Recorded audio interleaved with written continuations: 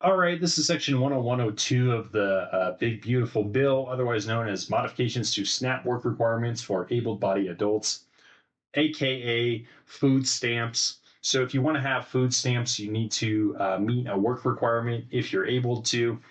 And this kind of changes those exceptions. So, A, exceptions, section 60 of the Food and Nutrition Act of 2008, otherwise known as SNAP or food stamps, is amended by striking paragraph 3 and inserting the following. So, in order to understand what was changed, let's look at what the original bill was. Uh, Paragraph 3 is what was changed, and it relates to paragraph 2, the work requirements for SNAP programs. So, subject to the other provisions of this subsection, no individual shall be eligible to participate in the SNAP program if they didn't work, basically. So that you must work 20 hours or more per week, or you must be in some kind of program such as unemployment. Um, and so the exemptions are, well, if you're under 18, you don't need to work 20 hours a week. They'll just give you food stamps. Or what it used to be, they changed these, but it used to be currently what it is if you're 55 years or older, you don't need to meet those work requirements in order to receive um, food stamps. Now they changed this to be 65 years of age or older, so that's going to affect a lot of people.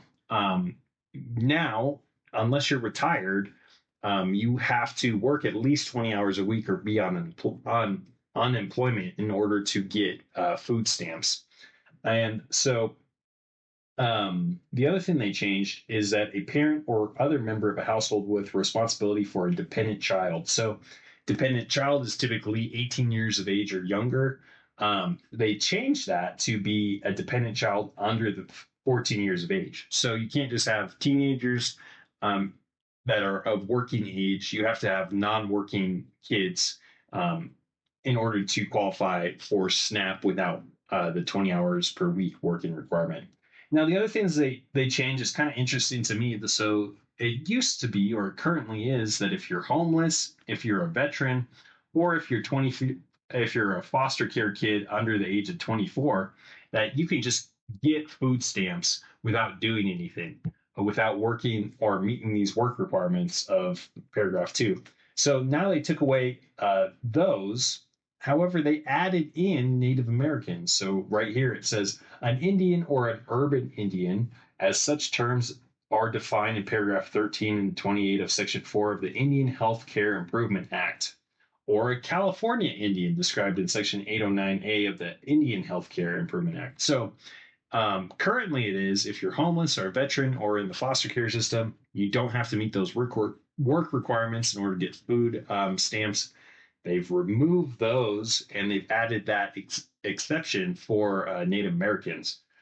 In now, the next part of this is kind of confusing and honestly doesn't make a whole lot of sense why they added this at all. But B, standardizing enforcement, section 604 of the Food and Nutrition Act of 2008, otherwise known as SNAP or food stamps, is amended. The original allowed a waiver in general that on the request of a state agency with the support of the chief executive officer of the state, the Secretary of Agriculture may waive the applicability of paragraph 2, otherwise known as the work requirements, so to any groups of individuals in the state if the Secretary of Agriculture makes a determination that the area in which the individuals reside has an unemployment rate of over 10% or does not have a sufficient number of jobs to provide unemployment for the individuals. So then they also have to do this reporting requirement. So basically, there is a waiver. The state can come in and request from the Department of Agriculture to waive those requirements if they have a high unemployment rate or if they have not enough jobs. And so, unfortunately, and I see kind of why they changed this.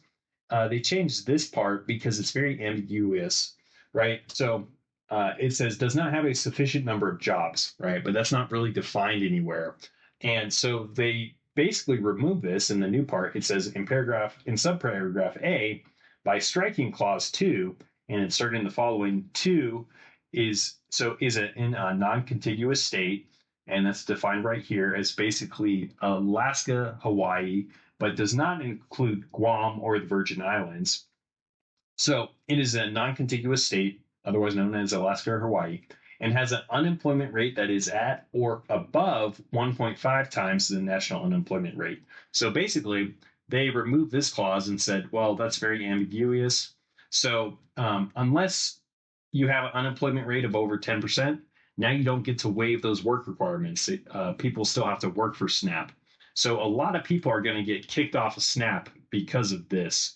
Um, and so it is in a non contiguous state. And so basically, if Hawaii or Alaska has 50% more unemployment than the lower 48, then they can go to the Department of Agriculture. And so that's probably just not going to happen. So I'm not exactly sure why they put this in. I think probably there was like, they wanted to get a congressman from Alaska and Hawaii to be on board and vote for the bill or something. I don't really know. And they have in here exclusions and other things. And right here it says, subject to subparagraph D, the secretary may exempt individuals, so in a Hawaii or Alaska, from the work requirements if the state requests it, um, and it's in good faith, and they have the definition for good faith. However, they also have down here that duration of the exemption. So, in general, an exemption granted under subparagraph B up here shall expire not later than December 31st, 2028, and may not be renewed. So, basically, once 2029 rolls around, Alaska and Hawaii cannot request exemptions at all. So, I'm not exactly sure why they put this in. It seems like it's probably not going to do anything. I guess the language is there in case they want to amend it in the future. Um, but the big thing about this section is the big change to the SNAP benefits. Basically, you're going to have to work to receive SNAP benefits unless you're a Native American or retired or a child or parents. And then obviously they still kept these same conditions. So if you're medically certified as physically or mentally unfit for unemployment, or if you're pregnant woman. So this will probably affect a lot of people. Basically, you're going to have to work for your SNAP benefits or your food stamps at least 20 hours a week. So